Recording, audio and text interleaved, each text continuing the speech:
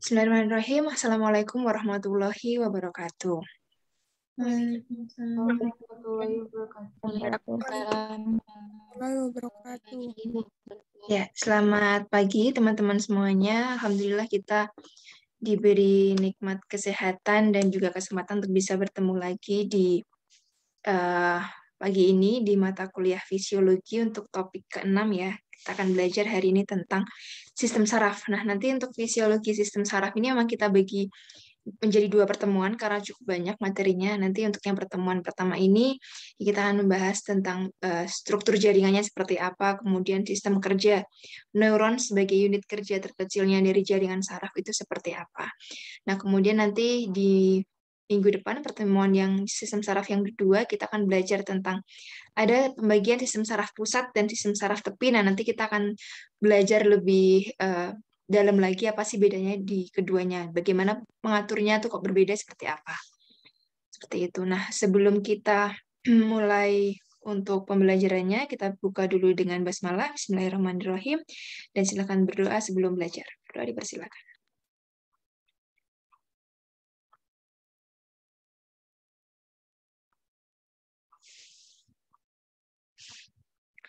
Oke, jadi hari ini nanti untuk luaran pembelajarannya, mahasiswa diharapkan mampu untuk menjelaskan, ya memahami dan menjelaskan bagaimana fungsi, struktur, dan mekanisme kerja sistem saraf. Jadi yang akan kita bahas pertama, sistem saraf itu apa sih? Bagaimana sih dia fungsinya? Kemudian jaringan-jaringan penyusun sistem saraf itu apa saja? Serta nanti bagaimana mekanisme kerja neuron ya. Dia dalam menghantarkan pesan atau sinyal kepada seluruh tubuh itu seperti apa cara kerjanya. Kemudian yang pertama, jadi sistem saraf itu adalah sistem kontrol tubuh yang utama, ya dia petugas utamanya dalam mengontrol segala hal yang terjadi di dalam tubuh kita yang bertindak sangat cepat. Kemudian sistem saraf ini bertanggung jawab terhadap fungsi mental. Mental dalam hal ini kaitannya juga tentang intelijensi, ya, tentang cara kita berpikir. Kita bisa berpikir itu karena ada sistem saraf. Kemudian ekspresi emosional, homeostasis tubuh ya, keseimbangan tubuh itu juga diatur oleh sistem saraf. Kemudian dia juga mengatur atau meregulasi semua aktivitas otot dan juga kelenjar tubuh. Nah, sistem saraf itu tersusun atas otak, kemudian sumsum tulang belakang atau spinal cord, serabut saraf, dan juga nanti ada reseptor sensorik. Nah, jadi ini nanti kita akan belajar tentang sistem saraf pusat. Ada sistem saraf pusat dan sistem saraf periferal yang menjadi penyusun sistem saraf. Kemudian kita punya berbagai macam reseptor sensorik ya yang ada di kulit, kemudian ada di mata, ada di rambut, ada di segala macam bagian tubuh kita termasuk di organ-organ dalam yang bentuknya akan sangat beragam tergantung dia letaknya ada di mana, fungsinya nanti untuk menerima stimulus atau menerima rangsangan. Kemudian sistem saraf ini dia kerjanya bagaimana dia berkomunikasi dengan sel-sel yang lainnya itu dengan cara mengirimkan sinyal dalam bentuk gelombang elektrokimia. Jadi secara elektrik dan juga secara kimiawi, secara cepat ya, sangat cepat sepersekian detik aja tidak ada. Kemudian dia juga sangat presisi, sangat tepat sesuai ke sel targetnya yang ditentukan sampai dia akhirnya kemudian menimbulkan respon.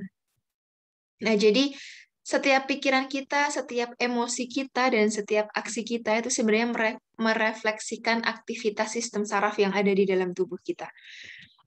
Jadi, kenapa kita bisa terkejut, kenapa kita bisa marah ya, kalau misalkan menanggapi sesuatu, kita bisa frustasi, senang, bahagia, sedih, gitu ya, atau bingung, itu tuh karena sistem saraf kita ya, dia menerima stimulus, dia menangkap sesuatu, kita melihat sesuatu atau kita mendengar sesuatu, kemudian stimulus tersebut atau sesuatu tersebut dijadikan pesan untuk dikirimkan ke sistem saraf pusat, kemudian diolah menjadi informasi, kita interpretasi atau kita pahami, sehingga kita menimbulkan respon tersebut. Ya, itu adalah juga merupakan hasil dari kerja sistem saraf.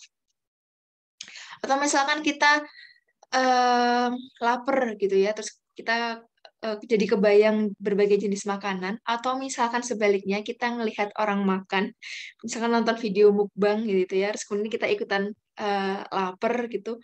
Nah itu juga proses bagaimana sistem saraf kita melihat, merespon, kemudian apa namanya kita muncul aksinya.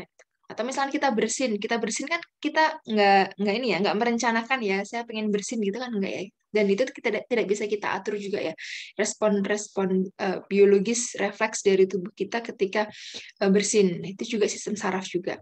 Atau misalkan ketika kita olahraga ya, momen ketika kita olahraga itu banyak sekali hal yang terjadi. Misalkan nanti karena kita olahraga, kemudian sistem saraf itu memerintahkan di kulit untuk mengeluarkan keringat, kemudian di apa namanya saluran pencernaannya bagaimana dia mengantarkan segala macam jenis zat gizi untuk bisa disalurkan ke otot dan ke tulang dan segala macamnya untuk mendukung aktivitas tersebut. Kemudian di jantung, bagaimana jantung kemudian diperintahkan untuk memompa lebih cepat supaya darahnya lebih cepat untuk disalurkan ke seluruh otot karena kita sedang olahraga, butuh sekali pasokan energi yang besar gitu kan. Kemudian ke tulang, ke otot dan segala macam itu adalah kerja dari sistem saraf gitu ya. Sangat kompleks sekali dan ya sangat kecil tapi fungsinya amat sangat luar biasa. Nah, ini tadi fungsi sistem saraf. Kita tahu ya tadi kita banyak sekali hal yang terjadi itu dari hasil kerja sistem saraf. Nah, sebenarnya dalam menjalankan peran-peran tersebut, sistem saraf punya 3 fungsi kerja ya yang dia berjalan secara overlapping atau tumpang tindih gitu ya. Yang pertama adalah fungsi sistem saraf dalam menangkap stimulus ya, menangkap rangsangan. Jadi kita punya jutaan reseptor sensorik yang dia tugasnya adalah memonitor adanya perubahan atau kita sebut dengan stimulus yang terjadi baik di dalam maupun di luar tubuh. Jadi stimulus yang diterima menjadi sekumpulan informasi yang disebut dengan input sensorik ini. Misalkan sensori reseptornya ini seperti contohnya misalkan ada di mata, kan kita melihat, kemudian kita menangkap suatu stimulus. Nah, stimulus itu kemudian dijadikan informasi dalam bentuk sensori input ini, kemudian dilanjutkan dengan ini proses atau fungsi kerja yang kedua adalah sistem saraf kita kemudian akan memproses dan menginterpretasi atau menyimpulkan. Jadi input sensorik yang tadi masuk, yang diterima, kemudian kita proses, kita pahami, kita simpulkan sehingga kita membuat keputusan apa respon yang harus dilakukan. Nah, rangkaian proses tersebut ini nanti yang akan dilakukan oleh sistem saraf pusat ya, disebut juga dengan integrasi. Jadi integrasi itu proses dia menerima stimulus yang tadi diantarkan oleh reseptor, kemudian diolah dan dibuatlah keputusan atau dibuatlah perintah ya istilahnya, untuk kemudian disalurkan ke saraf yang lainnya. Nah, yang ketiga ini menimbulkan respon atau aksi. Jadi setelah tadi diintegrasi, kemudian akan diaktifkan sel-sel otot dan juga kelenjar tubuh yang kita sebut nanti dengan sel-sel efektor, yang dia akan diaktifkan untuk bertindak sesuai dengan stimulus yang diterima ya. Dia menerima perintah nih, harus ngapain. Misalkan tadi ini di contohnya ini kita melihat sesuatu yang berbahaya gitu ya. Ada motor mau nabrak kita gitu kan, terus secara otomatis diolah di sini kita harus ngapain, secara otomatis kakinya sudah diperintahkan untuk bergerak gitu ya, kita bergeser, kita mundur atau kita lompat menghindar gitu ya.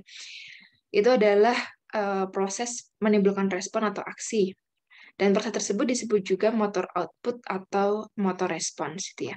Dan ini tidak hanya motor outputnya ini tidak hanya responnya itu dalam bentuk gerakan yang bisa kita lihat ya, tidak hanya di anggota gerak kita, maksudnya tidak hanya dalam hal bergerak dan segala macamnya, tapi ini juga ada respon misalkan ini ya, kalau yang stimulusnya di dalam tubuh dan nanti yang efektornya adalah kelenjar tubuh, nah nanti dia mempengaruhi misalkan kalau teman-teman ingat lagi ya di pertemuan saat kita membahas tentang metabolisme tulang kemarin kan ada kelenjar paratiroid ya, ketika dia kadar kalsium di dalam darah itu rendah, kemudian hormon paratiroid ini akan mengaktifkan osteoklas untuk memecah matriks-matriks tulang. Nah, itu kan itu adalah hasil kerja dari sistem saraf juga ya, ketika sistem saraf ini mendeteksi adanya kadar kalsium di dalam darah yang kok rendah gitu kan. Kemudian dia mengaktifkan kelenjar paratiroid ya. Kelenjar tubuh ini misalkan kelenjar paratiroid untuk mengeluarkan hormon paratiroid yang kemudian hormon tersebut tadi mengaktifkan osteoklas, kemudian osteoklasnya bertindak untuk membreakdown matriks tulang sehingga ion kalsium bisa ditarik dan diantarkan ke pembuluh darah sehingga kadar kalsiumnya kembali normal. Nah, itu juga salah satu contoh seperti itu, juga salah satu contoh motor respon ya atau motor output. Jadi tidak selalu dalam bentuk gerakan yang bisa kita lihat secara sadar, tapi juga segala hal yang terjadi dalam metabolisme kita, ya segala macam hal perubahan itu juga hasil dari sistem kerja saraf. Nanti kalau misalnya saya menjelaskan yang terlalu cepat, mohon diingatkan ya. Berikutnya ini tentang jaringan-jaringan penyusun sistem saraf. Jadi kalau kita lihat di sini sistem saraf itu cukup kompleks, tapi kalau misalkan kita lihat klasifikasinya ya secara struktural dahulu, struktural itu artinya pembagiannya, secara bagian-bagiannya ada dua, yaitu sistem saraf pusat. Sistem saraf pusat ini yang dia akan terdiri dari otak dan sumsum tulang belakang, brain and spinal cord ini. Kemudian ada sistem saraf tepi.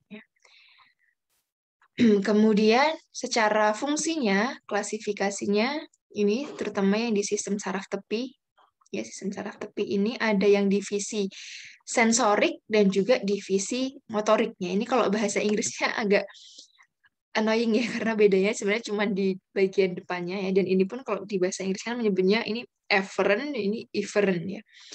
Divisi sensorik, efferent, dia tugasnya seperti dengan namanya, dia adalah membawa input sensorik dari dalam maupun luar tubuh. Dia tadi menangkap stimulus tadi, kemudian diantarkan ke sistem saraf pusat untuk diolah. Kebalikannya, kalau yang divisi motorik atau efferent, dia bertugas untuk membawa perintah atau output dari sistem saraf pusat ke organ efektor. Bisa itu jaringan otot ataupun kelenjar yang berkaitan dengan informasi tersebut untuk melakukan tindakan yang sesuai. Ya, jadi ada nih yang sensorik, ini ada sensori stimuli, visceral itu yang di dalam organ, jadi dia ada yang ya dia memantau kondisi di luar, ya, di luar tubuh kita, dan juga ada yang di dalam tubuh kita terkait dengan organ-organ tubuh. Kemudian yang motorik ini nanti ada klasifikasinya lagi. Kalau yang motorik nanti dia ada yang sistem saraf somatik, ada yang sistem saraf otonom. Kalau sistem saraf somatik ini dia nanti berkaitan dengan otot skeletal, artinya dia berkaitan dengan anggota gerak atau apa ya, gerak yang kita sadari ya, yang jadi kita kontrolnya secara sadar atau voluntary. Kemarin ingat ya di materi yang sistem otot itu akan ada otot rangka, otot polos, otot jantung. Nah, ini kalau yang otot rangka ini diaturnya oleh sistem saraf motorik yang somatik gitu ya. Nah, kemudian kalau yang sistem saraf otonom ya, namanya juga otonomik ya. Jadi dia mengontrolnya kita nggak sadar itu. Dia mengontrol secara tidak sadar atau kita involuntary, dikontrol aktivitas otot jantung, otot polos dan juga kelenjar ya. Kalau otot polos kan kemarin dia yang bertugas untuk ini ya, menimbulkan gerakan di berbagai organ tubuh kita itu ya. Jadi kita memang tidak sadar ya. Kita mendengarkan, menyimak kuliah ini kan sebenarnya banyak hal ya yang terjadi dalam tubuh kita, metabolismenya semua berjalan, tapi kan kita nggak ngerasain ya karena sistem sarafnya bekerja adalah otonom. Kita secara tidak sadar tuh dia sudah berjalan dengan sendirinya. Dan nanti sistem saraf otonom ini nanti juga ada jenisnya, sistem saraf simpatis dan parasimpatis. Ini nanti akan kita bahas secara lebih detail lagi fungsinya untuk masing-masing seperti apa di pertemuan minggu depan. Oke, ini untuk klasifikasi jaringan sistem saraf ya. Jadi ada sistem saraf pusat dan sistem saraf tepi, ya, central nervous system dan juga peripheral nervous system. Jadi kalau ketemu CNS dan PNS di sini bukan pegawai negeri sipil ya, di sini peripheral nervous system. Kemudian sistem saraf tepi itu ada dua, sensorik dan juga motorik. Motorik ada dua lagi, apakah dia sadar atau somatik atau dia yang otonom atau secara tidak sadar itu ya. Pembagiannya seperti itu. Kemudian, nah ini adalah struktur jaringan saraf. Jadi jaringan saraf itu ada dua penyusun, dia disusun oleh neuron dan juga neuroglia.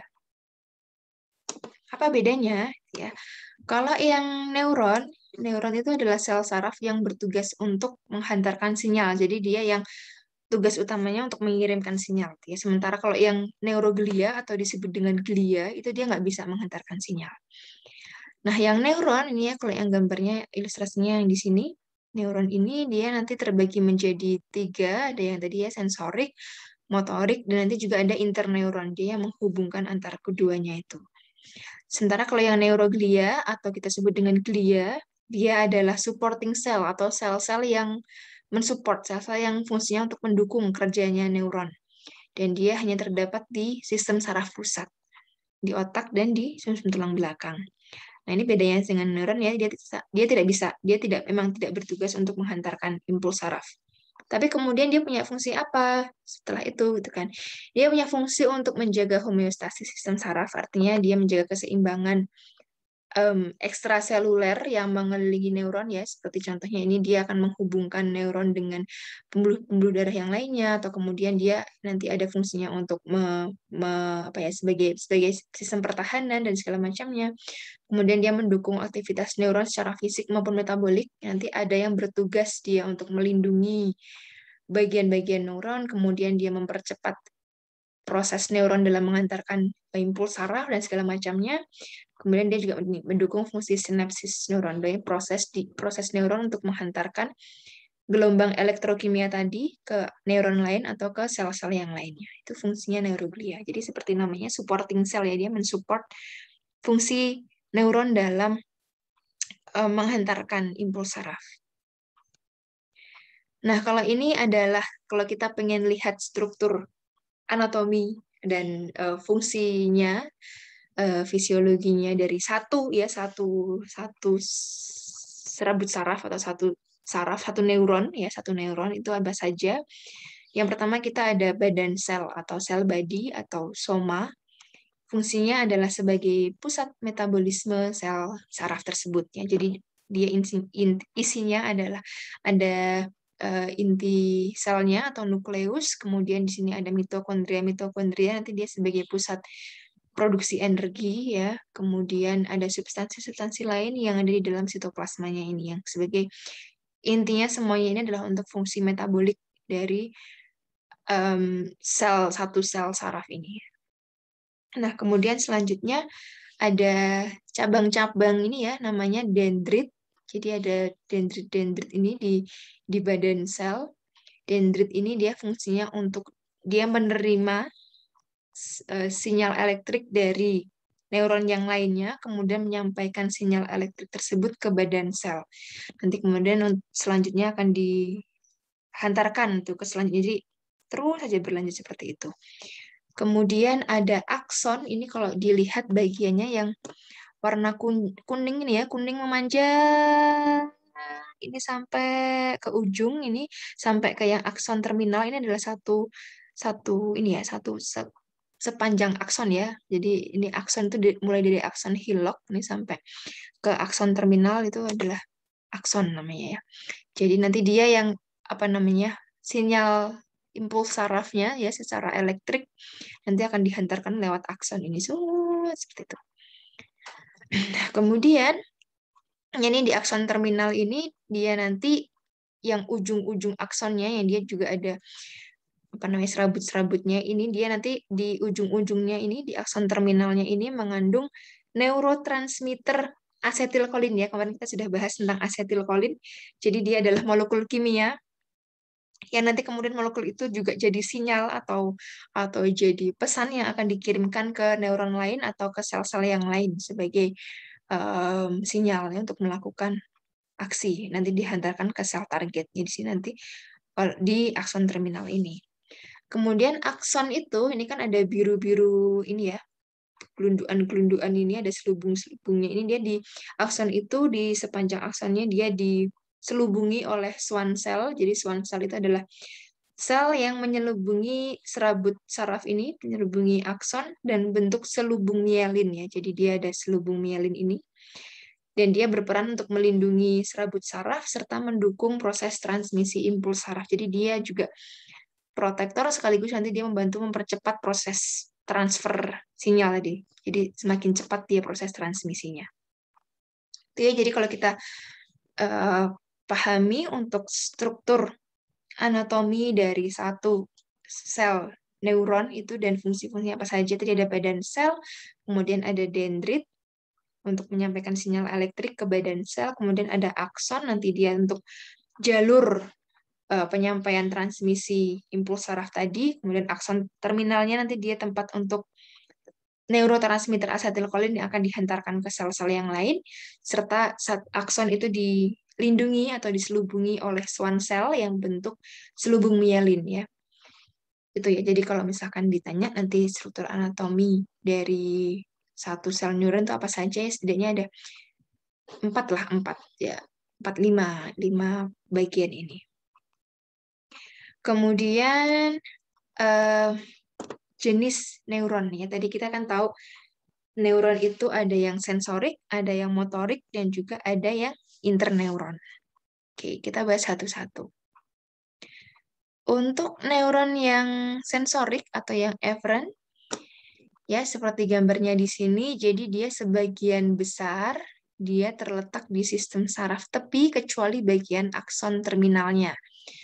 Ya, jadi kenapa dia karena bertugas menerima stimulus ya baik dari dalam maupun di luar tubuh dan menghantarkannya ke sistem saraf pusat. Jadi sensor. Jadi dia ada sensori reseptornya, kemudian nanti dihantarkan ke sistem saraf pusat. Makanya di bagian akson terminalnya ya tadi yang dia ada transmitter asetilkolinnya yang nanti dia pembawa molekul kimia sebagai pesannya itu diantarnya ke sistem saraf pusat. Ya, makanya di bagian akson terminalnya ini ada di sistem saraf pusat. Nah, nanti bentar, ini yang interneuron dulu biar gampang. Nanti dia akan dihubungkan oleh interneuron. Di sini interneuron itu yang dia ada tempatnya di sistem saraf pusat, sepenuhnya di sistem saraf pusat, karena nanti dia fungsinya untuk menghubungkan neuron sensorik dan juga neuron motorik ya, dia mengintegrasi stimulus yang dikirim oleh neuron sensorik atau efferent neuron kemudian menjadi perintah yang akan dikirimkan ke neuron motorik atau efferent neuron ya. Kemudian dia ada fungsi yang lainnya adalah menghubungkan antar interneuron itu sendiri. Jadi interneuron itu jumlahnya yang paling banyak di dalam tubuh kita. 99% neuron di dalam tubuh kita itu merupakan jenis interneuron yang dia ada di sistem saraf pusat kita yang jumlahnya lebih dari 100 miliar. 100 miliar sel interneuron dalam tubuh kita ya, karena banyak tuh dia saling menghubungkan satu sama lain dengan interneuron satu dan interneuron yang lainnya, dan dia punya fungsi terkait proses berpikir, bagaimana kemudian kita punya emosi itu juga karena sistem saraf tersebut, kita punya memori, kita punya kreativitas, kemudian kita bisa punya kecerdasan intelektual, kemudian kita ada motivasi dan segala macamnya itu adalah bentuk kerja dari interneuron tersebut. Nah, kemudian ada efferent neuron atau neuron motorik ya, dia yang tadi dari stimulus yang diantarkan oleh sensori kemudian diolah oleh interneuron dan diinterpretasi di sini kemudian dijadikan pesan dalam bentuk perintah ya harus ngapain, itu disalurkan ke sistem saraf motorik. Kemudian dari sistem neuron motorik ini pesannya itu diantarkan ke organ-organ efektornya baik itu di otot maupun kelenjar gitu ya, untuk melakukan apa gitu tergantung dari perintahnya.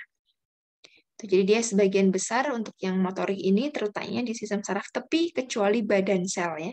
Badan sel ini yang tadi menerima sinyal dari interneuron. Seperti itu bisa dipahami ya untuk jenis neuron ini. Selanjutnya ini tadi ya kita tahu bahwa ada 2 jenis sel saraf, ada neuron dan juga neuroglia atau glia. Nah, sekarang ini kita akan pelajari tentang glia. Ini tadi ya tentang supporting cell yang dia ada di sistem saraf pusat. Ini ada 4 jenisnya. Ini ada astrosit, kemudian ada oligodendrosit, ada mikroglia, dan juga sel epidemal ya. Kita ingat bahwa glia itu tidak bisa menghantarkan impuls saraf seperti neuron, dia fungsinya hanya sebagai supporting ya, jadi membantu neuron ini dalam sistem kerjanya untuk menghantarkan impuls saraf, atau bisa dia menjaga keseimbangan sistem, keseimbangan lingkungan di antara neuron-neuron ini. Kita lihat satu-satu fungsi dari glia. Tadi ada 4 ya. Yang pertama yang astrosit. Nah, astrosit ini apa? Dia fungsinya adalah secara fisik dia mendukung fungsi neuron dalam lingkungan spasial. Lingkungan spasial ini antara, maksudnya adalah apa namanya, lingkungan di sekitar neuron. Jadi kan tadi ada pembuluh darah, kemudian mungkin ada sel-sel yang lainnya. Nah, dia menjaga atau menghubungkan neuron dengan tetangga-tetangganya, itu istilahnya. Kemudian dia juga berperan sebagai sel yang ketika kita masih dalam bentuk fetus di kandungan, itu dia berfungsi untuk membentuk dan ya konstruksi dan juga perkembangan otak ya. Jadi proses pertumbuhan dan perkembangan otak ketika di fetus itu salah satu peran yang berperan adalah astrosit.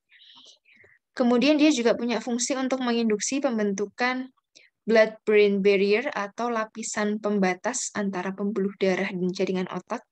Karena kan jaringan otak itu dia sangat ini ya, sangat ketat istilahnya keamanannya, karena kan dia tidak boleh ada apa namanya istilahnya zat-zat asing atau molekul asing, sel-sel asing yang bisa dengan mudah masuk ke jaringan otak kita, karena otak kita tuh sangat sensitif ya, dia kan kontrol utama dari segala macam hal yang terjadi, sehingga dia sangat, lapisan pembatasnya itu sangat rigid gitu, dan dia adalah salah satu pembentuknya adalah sel astrosit ini.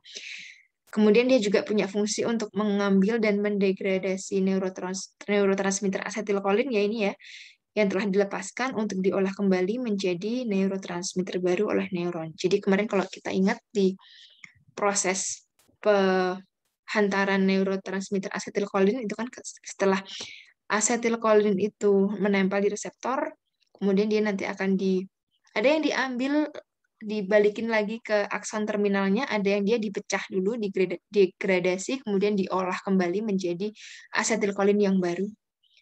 Kemudian astrosit dia juga punya fungsi untuk mengambil kelebihan ion kalium atau potasium untuk menjaga homeostasis konsentrasi ion di dalam cairan ekstraseluler otak. Jadi di otak tuh ya, di luar membran selnya itu ada ion kalium untuk menjaga keseimbangan konsentrasi ion. Kemudian dia juga punya peran untuk memperkuat pembentukan sinaps dan juga transmisi sinaps pada neuron. Jadi pembentukan ini ya, apa namanya, nanti ada namanya potensial aksi atau apa namanya, nanti dia ada transmisi impuls saraf. Nah, ini dia astrosit ini untuk mendukung fungsi tersebut. Astrosit. Glia yang kedua, sel glia yang kedua adalah oligodendrosit. Ini dia seperti gambarnya di sini, dia nanti yang akan membentuk sel-sel pelindung, sel-sel yang membentuk selubung mielin pada sistem saraf pusat ya. Tadi kita kenal itu namanya Schwann cell. Nah, itu Schwann cell itu adalah hasil dari sel yang dibentuk oleh oligodendrosit ini ya. Jadi dia melingkupi akson dari neuron itu membentuk selubung mielin. Kemudian kita juga mengenal ada namanya mikroglia. Ini dia punya peran perlindungan, jadi dia akan melawan zat-zat asing, atau dia punya fungsi sebagai fagosit ya. Dia akan melawan, seperti kalau misalnya di darah itu kan ada sel darah putih ya. Ada sel darah merah, ada sel darah putih. Nah, sel darah putih kan dia fungsinya untuk melawan kuman dan virus dan segala macamnya itu. Nah, untuk mikroglia ini juga punya fungsi yang mirip seperti itu. Kemudian ada sel ependimal. Sel ependimal ini dia punya fungsi untuk membentuk barisan pembatas antara otak dan juga sumsum tulang belakang ya. Jadi dia membentuk barisan-barisan ini, sel ependimal. Dan dia juga punya fungsi untuk membentuk cairan cerebrospinal. Jadi ya, tadi pembatas ini sekaligus cairannya. Jadi cerebrospinal itu kan juga antara otak dan juga sumsum tulang belakang, itu ada cairannya yang dibentuk oleh sel ependimal ini. Kemudian dia juga punya fungsi sebagai stem cell ya. Stem cell kemarin kita tahu bahwa dia adalah induk sel. khusus untuk induk sel saraf ini dari sel ependimal ini yang kemudian dia punya kemampuan membentuk neuron-neuron yang baru atau sel-sel glia yang baru. Ya, dia punya fungsi untuk menghasilkan sel-sel neuron yang baru. Ini tadi untuk jenis dan fungsi sel glia ya, ada 4: astrosit, oligodendrosit, mikroglia, dan sel ependimal. Nah, sebelum saya masuk ke mekanisme kerja neuron, apakah ada yang ingin ditanyakan dulu sampai sini?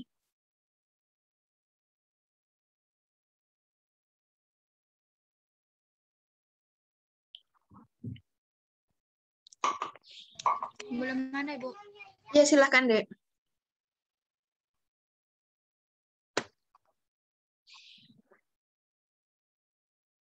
Halo? Dek, siapa tadi? Nur Azizah, ke siapa?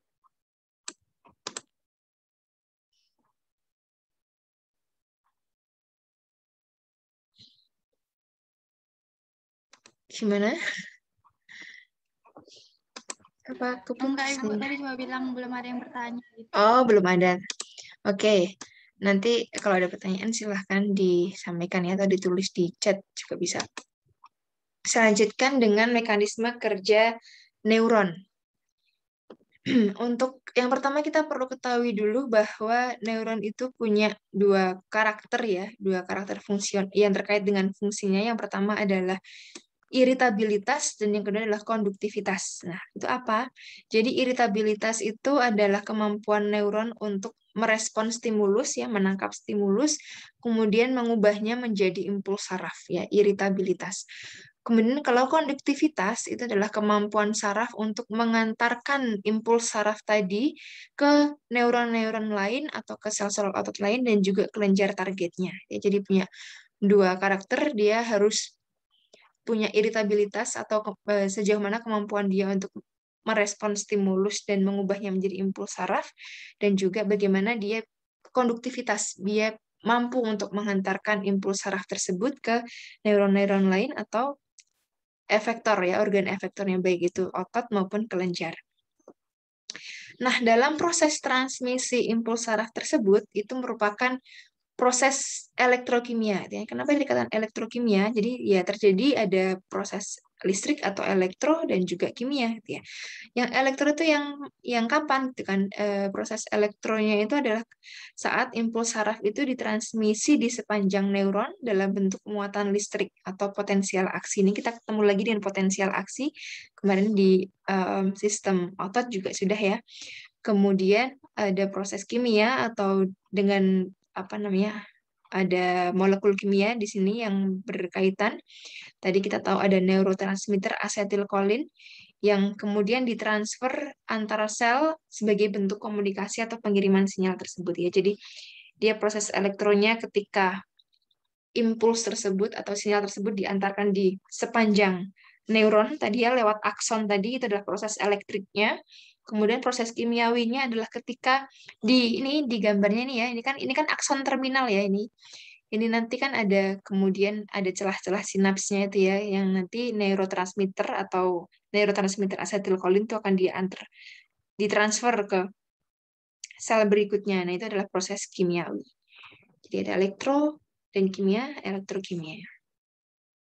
Itu adalah proses transmisi impuls saraf. Nah, sekarang kita step by step ya proses transmisi impuls saraf kita mulai dulu dari yang electrical prosesnya. Ya, ini bagaimana ya mula-mulanya. Yang pertama terjadi adalah polarisasi ya. Namanya polarisasi itu kan ada perbedaan ini ya, perbedaan kutub gitu atau perbedaan muatan gitu antara ini di dalam keadaan istirahat muatan listrik di luar dan di dalam sel, di dalam dan di luar membran sel itu berbeda itu ya. Jadi di luar itu sedikit lebih positif dibanding di dalam sel. Dan dalam keadaan istirahat ini, kalau yang di dalam sel itu yang mendominasi adalah ion kalium, kalau yang di luar adalah ion natrium. Ya, dalam keadaan istirahat. Jadi ada proses polarisasi. Kemudian Yang selanjutnya yang terjadi adalah adanya depolarisasi lokal. Itu apa gitu ya? Jadi adanya stimulus yang tadi ditangkap itu kemudian menyebabkan permeabilitas membran itu berubah. Permeabilitas itu kan kemampuan membran untuk ditembus tuh ya, ditembus oleh ion-ion gitu yang ada di luar maupun yang ada di dalam.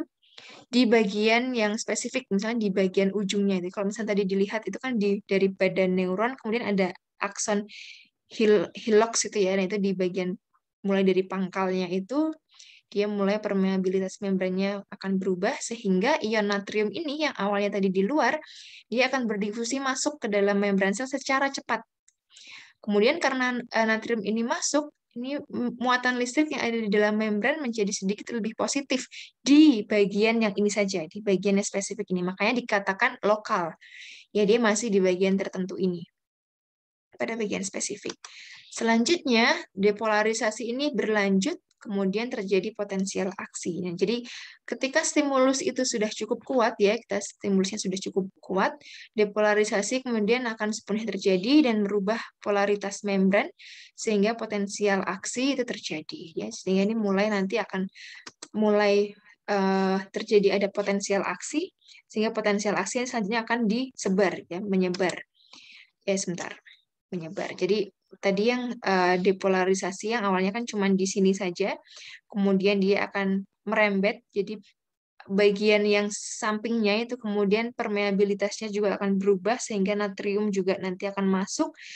Kemudian ya proses split hub 2 ini yang tadi ion natrium itu masuk, ini akan terjadi dan seterusnya merembet ini sehingga potensial aksi itu merambat secara cepat ke seluruh panjang membran sel saraf ya. Jadi terus ini merembet ke sana. Nah, selanjutnya yang terjadi adalah repolarisasi. Nah, tadi kan awalnya di sini kan juga ada kaliumnya tadi ya, kaliumnya di dalam sel terus kemudian dimasuki natrium, gitu kan. Sehingga di dalam itu muatannya menjadi lebih positif yang awalnya negatif negatif negatif. Nah, kemudian ini setelah tadi semua potensial aksinya merembet akan terjadi repolarisasi yaitu keluarnya ion kalium ini berdifusi keluar membran sel sehingga muatan di dalam sel menjadi negatif dan di luar menjadi positif gitu ya. Kemudian repolarisasi juga akan berlanjut dari awalnya yang mula-mula yang di sini ya dari pangkal kemudian dia juga akan berlanjut sampai ke ujung terus arahnya sama seperti tadi arus saat depolarisasi gitu ya. Jadi yang di dalam menjadi kembali negatif dan di luar menjadi positif. Nah, setelah beberapa saat akan muatan akan kembali seperti semula. Kemudian ini ada juga fungsi dari pompa NaK, pompa NaK ini nanti dia kan ini jadi yang di sini nanti kaliumnya di luar, natriumnya di dalam ya. Kemudian dirubah lagi, dibalikin ke kondisi yang awal ya. Oleh pompa ini pompa ini dia akan bertugas untuk mengembalikan natrium keluar dan yang tadi yang kalium di luar dibalikin masuk ke dalam kan. Jadi nanti jumlahnya ini setiap kalium dia masukkan 2 kemudian natriumnya dikeluarkan 3 itu ya. Jadi oleh pompa NaK ini sehingga nanti dia muatan kembali seperti semula dan apa namanya ion intraseluler dan ekstraselulernya pun juga kembali seperti semula. Yang di dalam adalah kalium, yang di luar adalah natrium. Ini ada di proses transmisi impuls saraf. Ini proses yang terjadi secara elektrik ya di sepanjang sepanjang akson sel saraf itu. Kemudian selanjutnya ya tadi kan masih belum selesai ya proses menghantarkan saraf ini. Selanjutnya kita mulai ke proses yang kimiawinya. Ini proses transmisi sinyalnya dalam bentuk molekul-molekul kimia yang nanti akan diantar ke antar neuron atau ke sel-sel efektornya.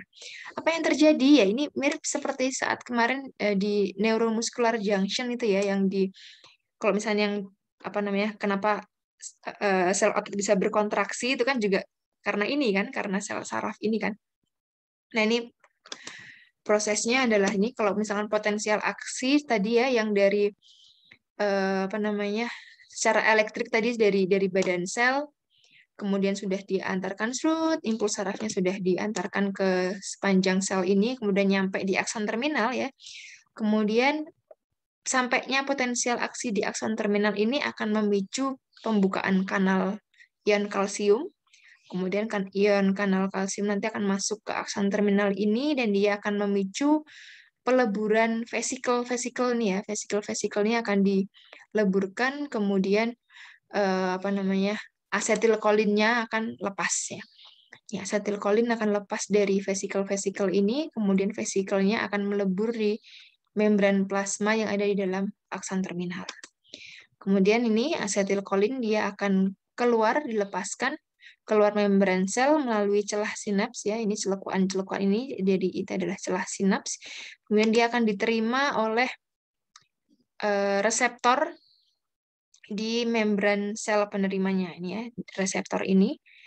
Reseptor itu kemudian nanti dia akan memicu pembukaan kanal natrium, dan nanti kemudian berlanjut tadi proses yang tadi lagi, proses elektrik tadi, nanti ada difusi natriumnya masuk ke membran sel dan segala macamnya tadi ya, yang awalnya itu natrium di luar, kemudian dia akan masuk ke dalam, kemudian ada perubahan muatan listrik, kemudian terjadi potensial aksi dan seterusnya itu terjadi. Nah, gitu ya, dan ini yang terakhir adalah proses tadi yang asetilkolin kan nempel di kanal di reseptor ini ya, di reseptor ini, dan dia juga reseptornya itu nempel di kanal pompa NAK ini ya, dia proses menempelnya ini sangat sebentar, hanya sangat sebentar saja itu kan. Setelah dia menempel dan setelah natriumnya ini masuk, dia akan dipecah lagi. Dia akan dipecah atau dia akan diambil, dikembalikan ke akson terminalnya untuk kemudian diolah menjadi neurotransmitter yang baru atau digunakan untuk proses selanjutnya. Nah, ini pemecahannya ini dilakukan oleh enzimnya asetilkolin namanya asetilkolinesterase ya. Asetilkolinesterase. Nanti dia akan dipecah, kemudian nanti dia akan digunakan kembali untuk memproduksi asetilkolin yang baru. Ini proses kimiawinya. Bisa dipahami ya? Seperti itu. Nah, ini yang terakhir. Jadi ini materinya sebenarnya sangat singkat. Yang terakhir ini kita tahu tentang gerak refleks. Gerak refleks kita sebut dengan refleks karena itu adalah jenis respon, apapun respon yang terjadi secara otomatis ya, tanpa kita sadari gitu ya. Jadi kita bahkan belum sadar pun tuh kita sudah bergerak dulu gitu. Jadi, dan itu merupakan proses biologis ya, kontrol biologis tubuh yang memang secara natural terjadi berkaitan dengan tadi stimulus dan respon yang dilakukan oleh sistem saraf. Nah, jenis gerak refleks itu ada dua, ada refleks sederhana atau basic. Ya, ini adalah jenis refleks yang tidak kita pelajari dan itu merupakan refleks tadi yang terjadi secara natural atau secara alamiah. Contohnya adalah ini seperti yang ada di ilustrasinya, ketika kita menyentuh sesuatu yang panas itu kan secara otomatis tangan itu akan bergerak menjauh gitu kan. Kita sadarnya tuh ketika udah tangan kita sudah menjauh gitu kan. Kita belum sempat memerintahkan tangan tuh dia sudah otomatis menjauh. Itu adalah salah satu jenis refleks yang basic.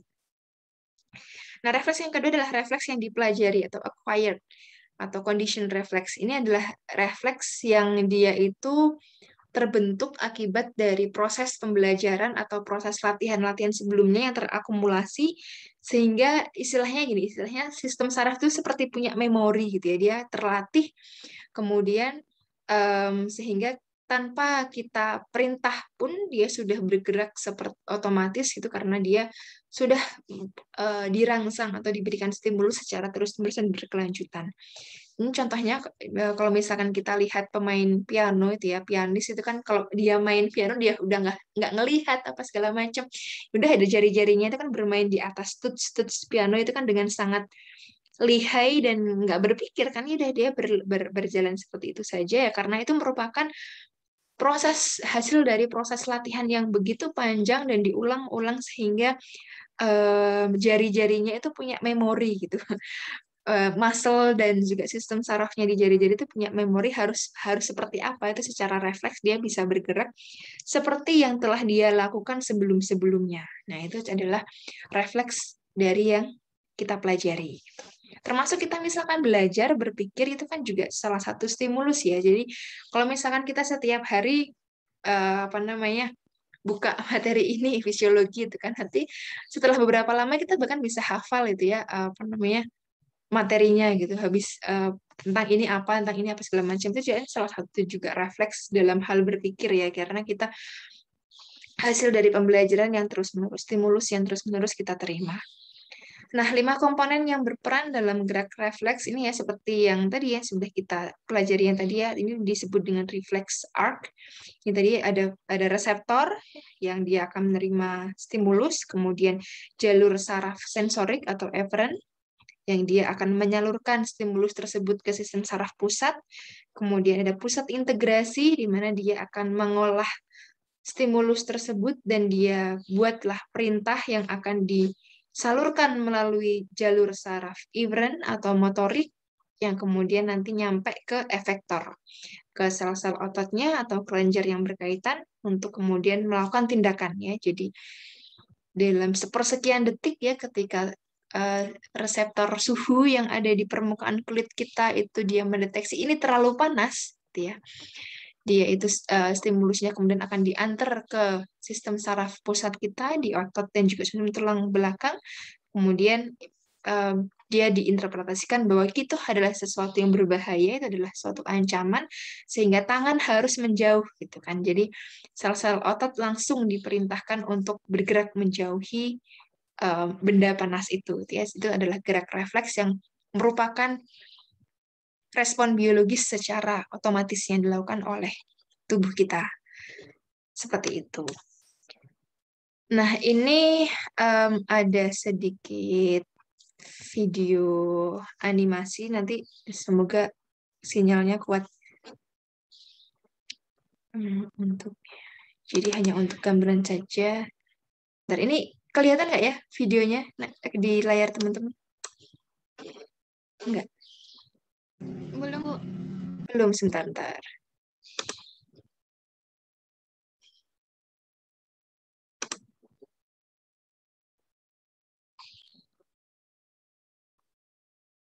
Hmm.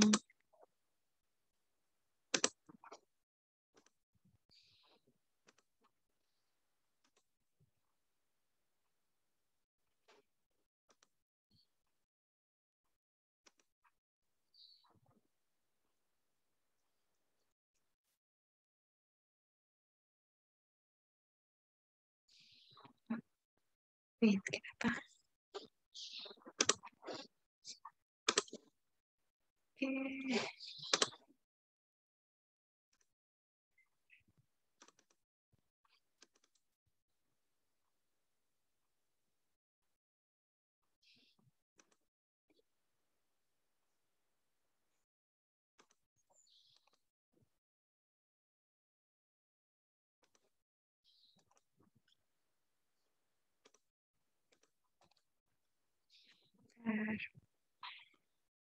Penerit.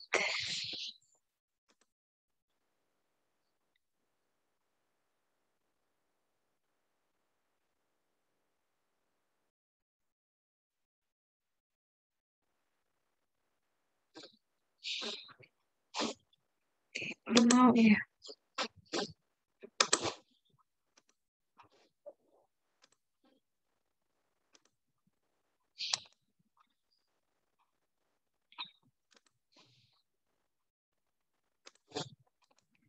Oke, kalau nggak bisa, nanti sebenarnya ini linknya juga sudah saya sertakan di PPT. Nanti bisa, itu sebenarnya dari YouTube saja untuk memudahkan dalam mengilustrasikan ya, membayangkan sebenarnya prosesnya seperti apa sih. Karena kadang kalau cuman dari kata-kata itu agak susah ya membayangkan prosesnya seperti apa. Kenapa nggak mau?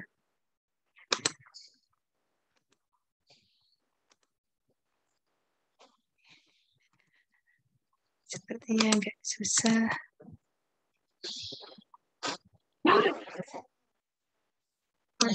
Bentar.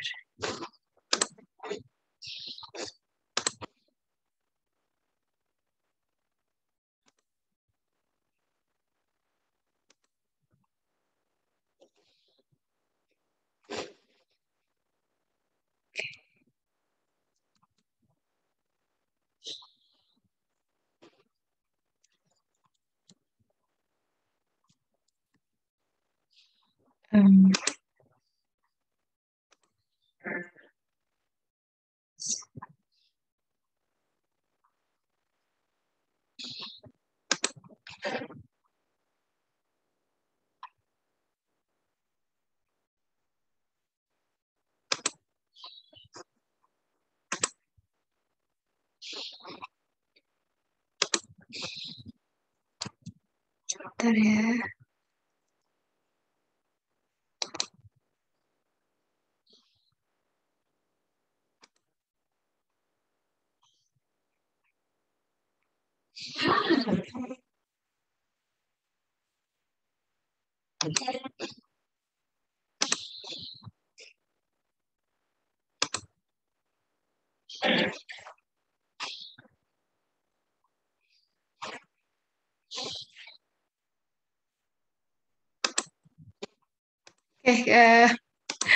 Sepertinya agak bermasalah.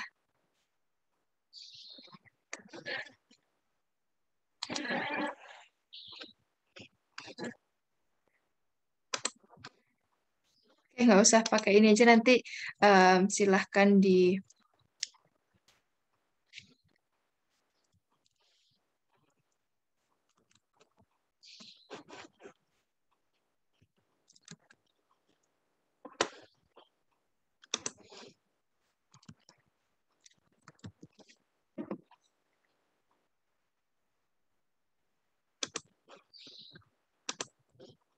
Oke, karena videonya nggak bisa diputar dari sini, nanti silahkan coba dilihat ya, dibuka di linknya di sini. Ya, nanti dibuka saja. Di sini adalah ilustrasi bagaimana kemudian tadi ini sistem saraf gerak refleks ini terjadi tadi ya. Kemudian bagaimana proses menghantarkan sinyal elektrik tadi ya dari sepanjang badan saraf itu, atau di sepanjang aksonnya itu kemudian terjadi proses secara elektrik menghantarkan impuls saraf sampai ke akson terminal, itu kemudian proses kimiawinya yang dia mentransfer asetilkolin ke sel yang lain itu terjadi ini ya. Di asetilkolinnya di antar ini terjadi seperti apa. Dan ini kalau misalkan stimulusnya itu berkelanjutan ya, terus-menerus, ini nanti proses penghantarannya itu akan lebih cepat ya. Jadi secara elektrik dia semakin cepat, kemudian neurotransmitternya ini juga akan bisa semakin banyak. Itu artinya sinyalnya itu akan semakin kuat. Itulah kenapa tadi itu kemudian terjadi gerak refleks yang dari stimulus yang terus-menerus, dari latihan terus-menerus itu kemudian dia akan lebih cepat reaksinya itu ya, dari sesuatu yang diulang-ulang kembali, itu karena kemudian sinyalnya itu akan semakin kuat dan semakin cepat. Contoh ya, tadi kalau misalkan kita melakukan sesuatu terus-menerus, otot kita istilahnya ya, saraf kita itu akan punya memori bahwa oh itu seperti itu, kemudian sinyalnya jadi semakin cepat sehingga kita merespon itu akan semakin cepat itu. Nah, dari materi saya sudah selesai sampai sini, apakah ada yang ingin ditanyakan? Ya, Ibu izin bertanya, Ibu. Iya, silahkan. Di nervous system tadi, Bu. Iya, Untuk gimana, Dek? ketika tidur itu, misalnya kita kaget gitu, apakah itu termasuk dalam nervous system? Iya, jadi respon apapun yang kita keluarkan itu adalah hasil dari sistem saraf kita, Dek. Jadi kalau misalnya kita tertidur, itu kita kaget, itu kan berarti ada sesuatu yang terjadi kan. Maksudnya, misalkan sesuatu yang terjadi itu kan baik di luar maupun di dalam ya. Artinya kalau kita tidur itu kan sebenarnya yang tidur itu adalah kesadaran kita ya, consciousness itu ya. Kalau kalau misalnya sistem tubuh yang lain kan tetap berjalan seperti semula. Bahkan di dalam otak kita itu kan masih berjalan gitu. Kenapa kita bermimpi dan segala macam itu kan masih ada proses selanjutnya gitu kan. Nah, kenapa kita kemudian sampai kaget itu kan berarti ada suatu rangsangan yang memang sesuatu yang di luar dianggap sebagai respon ya, kemudian sistem saraf kita memerintahkan otak kemudian kita menjadi sadar gitu kan, untuk kita merespon itu kan, ada apa ini gitu kan. Itu salah satunya seperti itu misalkan deh. Nah, nanti kalau misalkan saat tidur itu proses yang terjadi seperti apa, sistem saraf apa yang mengontrol, itu nanti akan kita bahas di pertemuan minggu depan tentang sistem saraf otonom ya, yang kita tidak sadar secara involuntary mereka mengatur di bagian mana saja, itu nanti kita akan bahas di sana. Gitu ya, Dek. Siapa ya tadi yang tanya? Saya ini nggak kelihatan. Ya, show video mana? Oh ya, ini. Terima kasih juga. Ada yang lain yang ingin ditanyakan? Bertanya, Bu. Iya, silahkan, Dek Fendri. kan semakin semakin banyak jaringan saraf yang rusak, apakah berpengaruh pada daya tangkap atau daya ingat pada otak, Bu? Iya, sangat berpengaruh. Ya. Jadi tadi ya kita punya stem cell tadi ya yang dia akan memproduksi neuron-neuron yang baru gitu. Dan neuron-neuron itu bisa rusak atau bisa dia nggak kepake, kemudian dia menjadi ya tadi dia degradasi dan segala macamnya gitu ya. Kalau misalkan apa namanya sel-sel neuron itu banyak yang rusak ya otomatis kemampuan dalam tadi ya kita kan sistem saraf itu punya kemampuan untuk merespon stimulus dan kemudian dia olah dan juga diantarkan ke sel-sel yang lain kemudian menjadi responnya. Kalau misalkan banyak yang rusak ya otomatis kemampuan kita untuk menangkap stimulus tadi kemudian untuk merespon juga akan berkurang ya. Itu juga salah satu kaitannya kenapa misalkan kalau kita stimulus ya stimulus otak dalam kaitan tentang kita belajar sesuatu kita otak yang dipakai ya istilahnya itu kan juga kita memakai sistem saraf kita ya untuk kemudian diberi stimulus terus kemudian dia akan otomatis akan memberikan respon juga. Nah itu adalah proses memberdayakan sistem saraf kita. Kalau misalnya diberdayakan sistem sarafnya, nah nanti termasuk stem cell yang tadi dia kemudian akan apa ya istilahnya terpacu untuk kemudian membentuk neuron-neuron yang baru untuk membantu kinerja berpikir kita gitu ya. Oh, ternyata ini dia kebutuh berpikir banyak gitu ya karena neuron-neuronnya itu ternyata misalkan kurang gitu ya, maka dia bisa membuat neuron-neuron yang baru gitu. Tapi kalau misalkan tidak dipakai atau misalnya dia ada kerusakan, itu akan sangat mempengaruhi dengan cara kita berpikir, kecepatan kita berpikir, kecepatan kita merespon terhadap segala hal. Gitu deh, Vendri, kira-kira apakah sudah terjawab? Sudah, Bu. Terima kasih, Iya, Bu. sama-sama. Silahkan, ada yang lain? Saya, Bu, mau Iya, bertanya. silahkan deh. Iya, Apakah neuron dan neuroglia itu dapat beregenerasi ya, Bu? beregenerasi.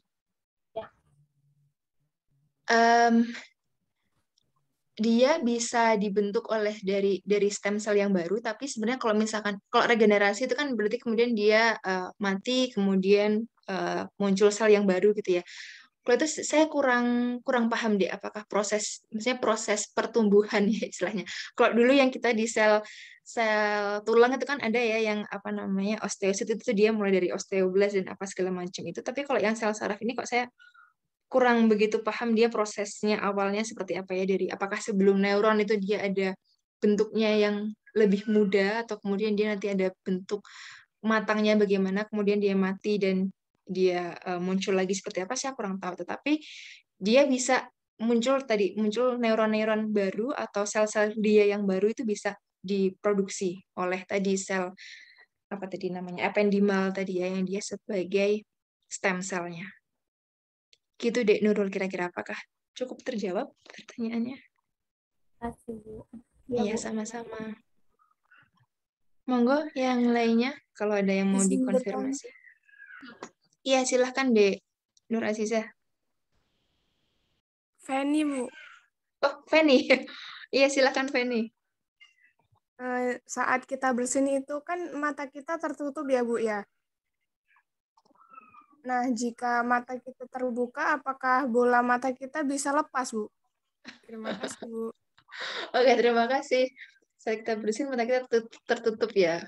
Ya, kalau terbuka kemudian bola mata kita lepas, sepertinya enggak deh. Itu sebentar kita bersin ya itu kan bersin adalah salah satu refleks yang tadi ya yang dia secara basic ya maksudnya bukan kita pelajari ya maksudnya kenapa kenapa kemudian mata itu diperintahkan oleh sel saraf menutup itu kenapa ya tapi kalau misalnya tadi yang ditanyakan adalah kalau misalnya kita matanya kebuka apakah kemudian bola mata kita apa sepertinya enggak ya karena kita menutup itu pun kita kan nggak sadar ya itu kan ya sudah seperti itu gitu kita karena kita nggak mengatur ya secara kita apa namanya saraf-saraf di wajah kita itu terprogram untuk melakukan gerakan seperti itu kan berkaitan dengan ini ya apa ya tekanan ya kalau kita sneezing apa namanya bersin itu kan kita mengeluarkan benda-benda asing ya, itu kan kalau misalnya benda-benda asing masuk, entah itu virus dan segala macam. Kemudian kalau misalnya kita apa namanya, ada yang alergi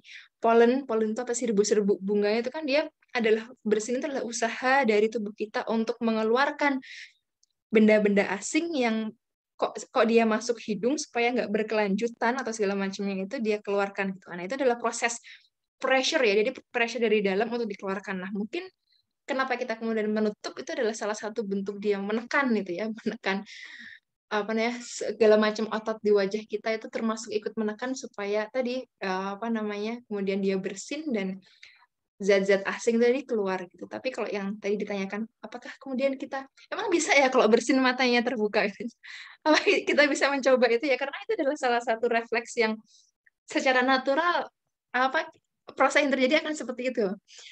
Apa kalau misalkan bisa, saya nggak tahu, pernah nggak? Saya mau bersin, saya harus mencoba untuk membuka mata. Gitu. Apakah ada yang berhasil mencobanya itu ya? Karena itu adalah salah satu refleks yang programnya dari sistem saraf seperti itu gitu ya. Saya belum pernah sih mencoba saat bersin pengen membuka mata gitu. Gitu deh, Feni kira-kira. Iya Bu, soalnya dulu waktu SMP diberitahu guru IPA, katanya kalau bersin matanya terbuka itu matanya bisa, itu bola matanya bisa lepas. Sudah dibuktikan oleh peneliti gitu Bu. Oh gitu ya. Oh, saya belum Kira-kira baca sebenarnya kalau misalkan memang ada hasil penelitiannya itu ya. Itu. Oh, mungkin coba nanti bisa dicari deh, Fanny itu ya. Sneezing, open eyes while sneezing, membuka mata saat ini. Tapi dicarinya jangan yang apa namanya, artikel populer ya, nanti bisa kemana-mana ini. Coba kalau misalnya emang ada penelitiannya. Baik Bu, terima kasih. Iya, sama-sama. Silahkan yang lain. Bu mau tanya. Iya, silahkan. Siapa dulu nih? Tadi ada Nur Aziza sama Sasa. Sasa aja dulu. Ya, Sasa silahkan. Bu, tadi kan di syaraf kan ada 100 miliar neuron kan? Ya. Nah, itu fungsinya untuk apa sih, Bu? Apakah sel tersebut bisa mati juga? Soalnya kayak banyak banget gitu. Iya, memang banyak banget deh. Nah, kalau kita lihat tadi ya, yang dia paling banyak jumlahnya itu adalah, mana tadi ya? Oh, sebentar, kelewatan. Yang paling banyak tadi adalah yang dia jenisnya interneuron ya, yang dia paling banyak, 99% sistem saraf kita itu adalah jenis interneuron. Nah ini ya, interneuron. Nah dia ini ada di sistem saraf pusat, jadi dia ada di otak dan sumsum tulang belakang kita, yang fungsinya adalah di dalam proses integrasi ya. Integrasi, ingat tadi integrasi adalah proses menerjemahkan stimulus tadi, diproses, dipahami, disimpulkan sehingga membuat keputusan. Nah, kenapa jumlahnya banyak? Karena itu adalah proses yang kompleks kan, Dik. Nah, apa namanya? Itu proses yang sangat kompleks dan dalam waktu bersamaan kita bisa kemudian menimbulkan aksi ke segala macam bagian tubuh kita. Tadi ya misalkan saat kita olahraga itu kan banyak hal yang terjadi, kemudian apa namanya, kulit diperintahkan untuk mengeluarkan keringat, kemudian jantung diperintahkan untuk memompa darah lebih cepat, kemudian sel-sel otot diperintahkan untuk apa namanya, ini ya, apa namanya, mensintesis protein, kemudian tulang diperintahkan untuk memecah kalsiumnya dan segala macam dari dalam saluran pencernaan, pernafasan, semua proses itu ada perubahan. Nah, karena itu banyak sekali proses ya, otomatis jumlahnya butuh sangat banyak gitu deh. Itulah kenapa sel saraf itu jumlahnya sangat banyak, karena kita nggak ngelihat ya. Tapi dalam kita sekarang nih, dalam detik ini pun kita diem aja. Kita diem itu kan yang diem kita ya, maksudnya kesadaran kita itu our consciousness gitu yang diem. Tapi segala macam sel dan juga kelenjar dan jaringan di dalam tubuh kita itu kan bergerak. Nah, bergerak itu butuh kerja dari sel saraf ini, interneuron ini, yang dia selalu 24 jam nonstop tadi dipantau stimulusnya apakah ada perubahan, kemudian disalurkan ini di interneuron, ada kondisi seperti ini apa yang harus dilakukan, istilahnya seperti itu kan. Oh, harus seperti ini di bagian sana, harus seperti ini. Istilahnya ini dia kerjanya nonstop dan di semua lini bagian dari tubuh kita sehingga butuh banyak sekali seperti itu. Dan apakah bisa mati? Gitu ya, apakah bisa mati? Bisa mati. Kan di sensorik, motorik maupun interneuron tadi bisa mati. Matinya bisa berbagai macam hal penyebabnya. Ada yang penyakit-penyakit yang memang dia menyerang saraf karena berkaitan dengan virus atau dengan infeksi segala macam. Ada yang berupa kelainan genetik, bisa gangguan dari DNA-nya, bisa sehingga dia sistem sarafnya dia punya fungsi kerja yang sedikit berbeda dengan orang populasi kebanyakan. Atau misalkan kalau misalnya kita ada luka gitu ya, injury misalnya karena kecelakaan atau dan segala macamnya, itu kan juga akan nanti saraf-sarafnya itu bisa mengalami kelumpuhan, kemudian ada nekrosis misalkan sel-sarafnya mati, sehingga ini kalau teman-teman di sinetron atau segala macamnya kakinya harus diamputasi, tidak bisa diselamatkan lagi segala macamnya, itu kan kenapa seperti itu, karena saraf-sarafnya sudah, jaringannya sudah mati, itu sudah tidak bisa diselamatkan lagi, nah, sehingga tidak bisa bekerja. Nah, itu contohnya seperti itu di SASA ya. Jadi karena banyak tugasnya, otomatis dia jumlahnya juga sangat banyak. Gitu. Terima kasih, Apakah Bu. ya bisa dipahami ya? Ya. De Nur Azizah tadi mau tanya apa? Iya, Bu. Kan dalam menjalankan peranan, sistem saraf mempunyai 3 fungsi kan, Bu? Ya. Jadi, jika ketika fungsi itu tidak berfungsi dengan baik,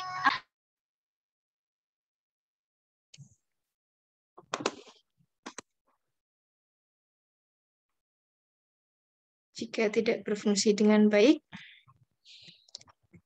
maka kita akan bingung. Ya, Dek Nur Azizah.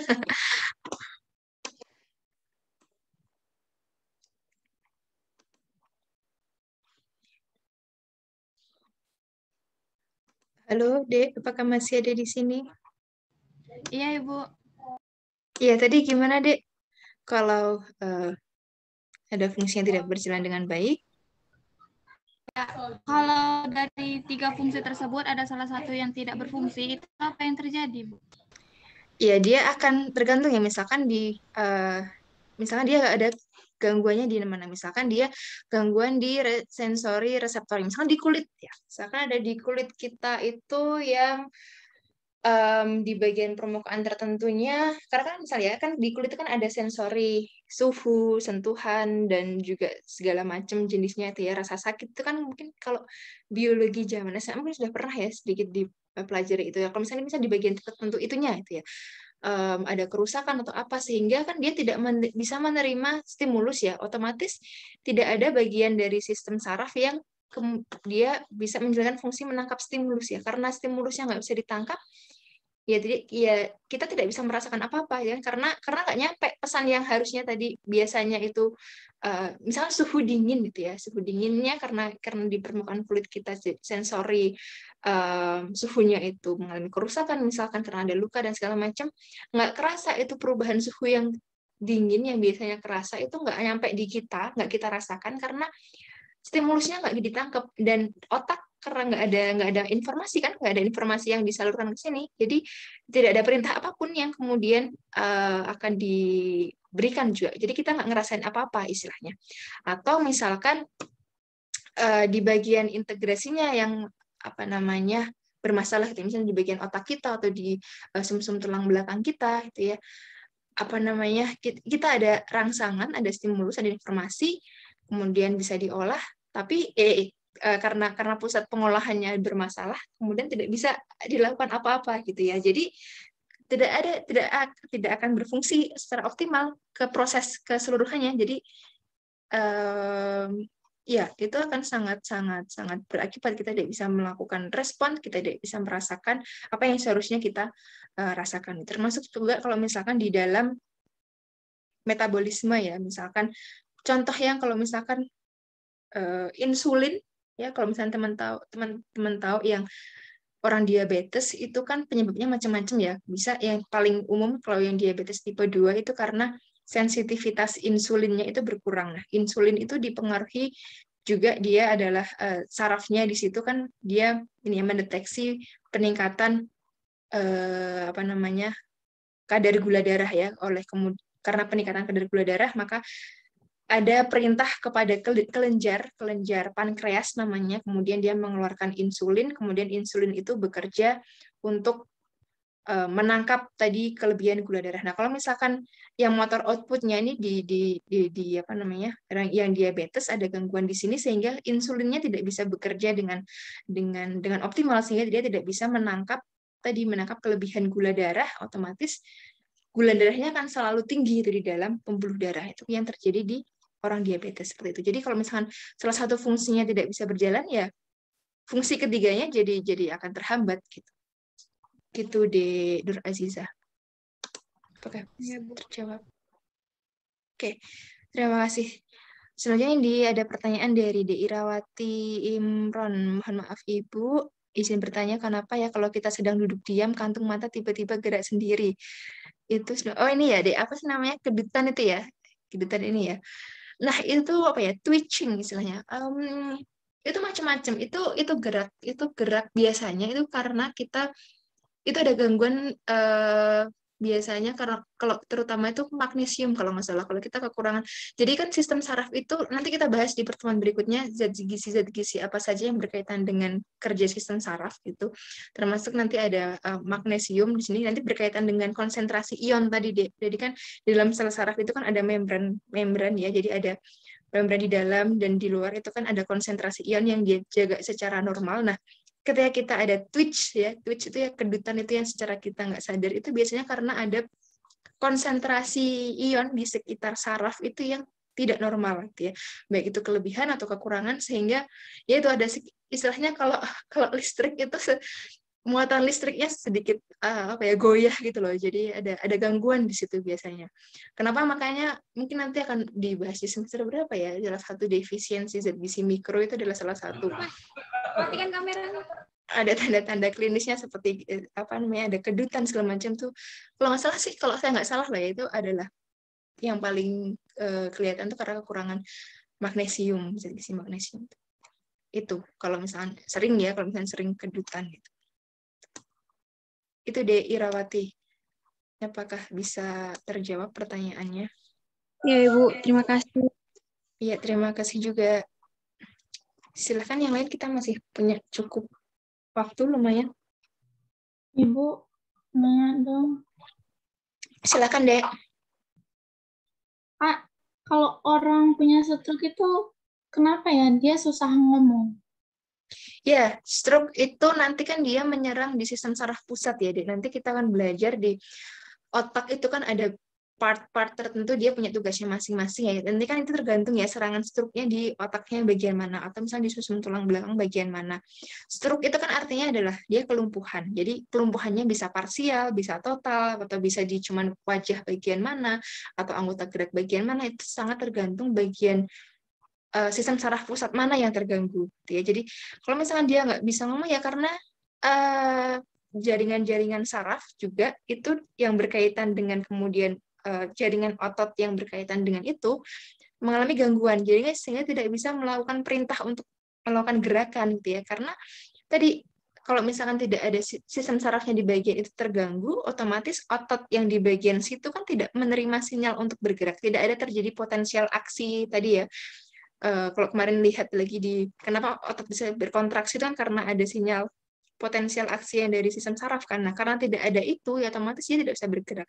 Kemudian kita berbicara ini kan karena otot-otot di lidah, kemudian di mulut kita dan di rahang kita yang bergerak ya kan, otot pipi dan segala macam ya, karena di bagian itu otak yang mengatur saraf di bagian itu mengalami masalah sehingga dia tidak bisa berbicara, kan? Termasuk kalau misalnya ada yang kelumpuhannya cuma di bagian kiri, gitu kan. Nanti itu karena ada gangguan otaknya yang di bagian mana. Nanti kita akan belajar part-part otak di sebelah mana yang berfungsi untuk tugas apa, kita akan belajar nanti di pertemuan ke depan. Tapi kurang lebih untuk stroke ya, kenapa dia tidak bisa melakukan hal itu ya karena saraf yang bertugas di hal itu mengalami gangguan.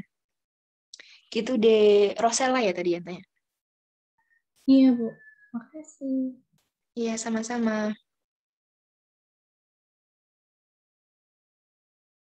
Termasuk kita sakit hati, kita sedih itu juga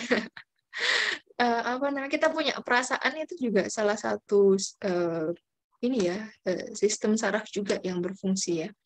Karena kita menangkap suatu perubahan ya, kita ada stimulus, kemudian kita olah itu di otak kan itu juga tadi ya berkaitan dengan memori dan pengalaman-pengalaman kita sebelumnya, kita kemudian menyambungkan dari memori-memori itu sehingga kita punya pemahaman, dan pemahaman itu kita rasakan, dan itu respon kita seperti kemudian kita bisa menangis, itu kan juga perintah dari sistem saraf juga gitu ya.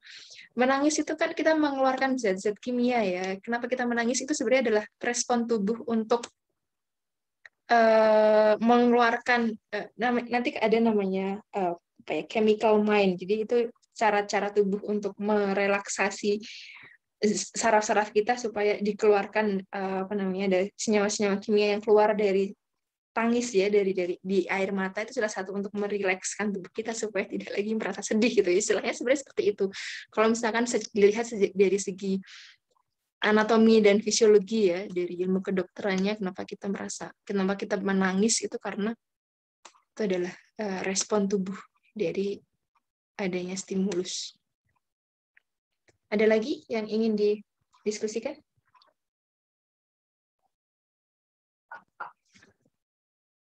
Untuk pertemuan ini nanti tidak ada post-test, tapi ini kan masih berlanjut di pertemuan kedua ya, di minggu depan. Nanti minggu depan ada pretest. Jadi karena masih jadi satu materi tentang saraf, nanti saya jadikan satu di minggu depan. Oh sebentar, ini ada yang tanya, Putri Arimbi, kalau melamun itu sebenarnya kenapa ya Bu? Melamun itu ya berarti kenapa ini yang ditanyakan apanya ini? Ya berarti kita ini ya, otak kita memorinya sedang punya pikiran di lain hal. Ya, ini kan nanti kenapa? Apa yang ditanyakan Dek Putri? Kenapanya bagian apanya ini? Saya jadi bingung bahasnya. Ya, karena melamun itu apa ya? Kayak diam gitu kan, kayak mikirin apa gitu kan, nggak tahu tiba-tiba ngelamun itu sebenarnya kenapa gitu Bu, kok bisa tiba-tiba. Oh, kenapa sebenarnya kita tiba-tiba melamun ya? Di bagian otak kita itu kan ada bagian ini ya, nanti pembagiannya di bagian ada yang pusat memori, itu kan ada ya pusat memori, kemudian nanti ada hipotalamus yang nanti dia ada pusat perasaan, kemudian ada pusat intelijensi gitu ya, ada part-part itu. Nah mungkin kenapa kalau kita tiba-tiba melamun gitu ya, karena berarti sepersekian detik itu ya di bagian otak kita ketika ini ya di harddisknya kita ini di otak itu berarti ada memori yang mungkin sedang diputar atau secara kita mungkin nggak sadar, kemudian kita ingat, tapi sebenarnya biasanya itu tetap ada triggernya deh. Misalnya triggernya itu adalah ya karena kita tidak menerima respons segala sesuatu, melamun kan biasanya juga berkaitan dengan memori kita ya, kita kemudian melamunkan apa, atau kemudian kita membayangkan apa, itu kan juga berkaitan dengan memori-memori yang biasa kita lakukan, atau apa yang sering kita lihat dan sering kita lakukan gitu. Jadi kenapa kok tiba-tiba melamun gitu ya? Jadi itu berkaitan dengan aktivitas otak kita dan saraf-saraf di sistem saraf pusat kita itu ya, tentang memori, intelijensi, dan juga pusat perasaan itu jadi satu, yang itu sebenarnya memang proses yang bahkan di dunia yang otak kita itu bahkan masih sangat dipelajari sampai saat ini. Misalnya kita belum tuntas gitu di dunia kedokteran pun dalam mempelajari cara kerja otak ya, apalagi yang berkaitan dengan psikologis atau berkaitan dengan bagaimana kok kita kemudian merasa termotivasi, merasa sedih, kemudian kita merasa segala macam, itu sebenarnya masih proses yang saat ini pun masih sangat dipelajari gitu, karena saking kompleksnya ya, saking kompleks dan saking canggihnya itu sistem tubuh kita buat seperti itu ya. Kenapa kemudian kita bisa bermimpi, kemudian ada yang lucid dream, ada yang merasa mimpinya seolah-olah nyata, segala macam, itu aktivitas otak yang seperti apa itu sangat-sangat pembahasan yang sangat kompleks sebenarnya, cara kerja otak gitu. Kira-kira gitu deh Putri. Kira-kira bisa terjawab nggak ya pertanyaannya? Baik, terima kasih banyak Bu. Iya, sama-sama. Nanti ini di di file PDF materinya, nanti juga akan saya sertakan referensinya. Jadi referensinya itu sebenarnya cukup panjang, paling jauh lebih panjang daripada ini. Nanti kalau misalnya pengen baca lebih lanjut, nanti bisa ada di situ tentang proses tidur, kita berpikir, dan segala macam. Nah, untuk pertemuan berikutnya, kita akan membahas 3 pokok bahasan ini ya.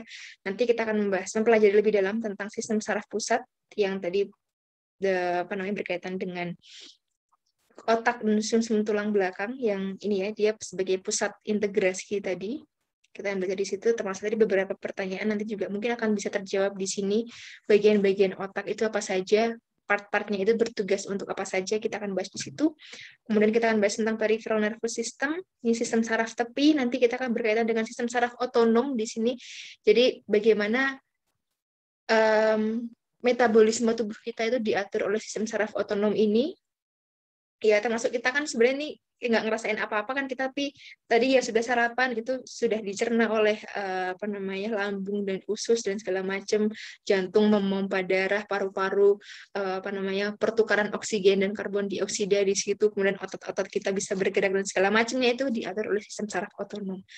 Kemudian nanti akan sekilas kita akan belajar tentang zat-zat gizi apa saja yang punya kaitan tentang sistem saraf secara keseluruhan ya, karena nanti kita sebagai anak gizi, karena saya sering banget nanti mungkin teman-teman juga akan merasakan tiba-tiba ditanyain, Mbak, makanan atau susu yang bikin pinter apa gitu ya.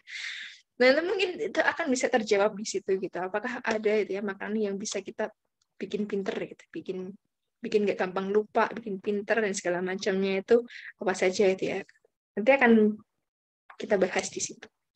Jadi nanti minggu depan ada pretest dan posttest. Nanti pretestnya juga masih berkaitan tentang sedikit materi yang ada di hari ini dan juga beberapa nanti untuk yang topik yang akan kita bahas. Jadi silahkan nanti dibaca-baca dulu ya, sekilas dipelajari terlebih dahulu. Nanti saya kirimkan bahan referensinya, referensi bacaannya. Gitu. Ada yang ingin dikonfirmasi lagi?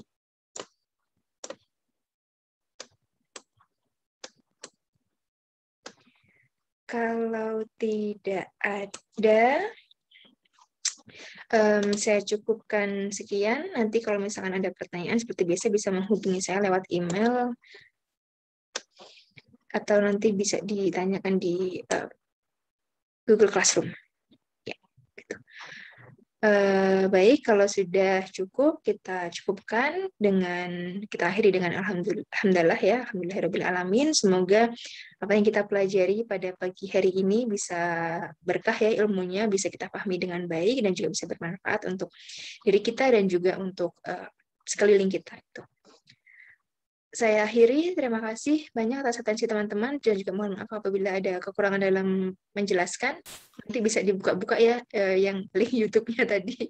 Dan itu sebenarnya banyak banget kalian bisa membuka video-video animasi seperti itu di YouTube untuk memudahkan dalam memahami. Oke, itu saja. Terima kasih. Wassalamualaikum warahmatullahi wabarakatuh. Waalaikumsalam Waalaikumsalam warahmatullahi wabarakatuh.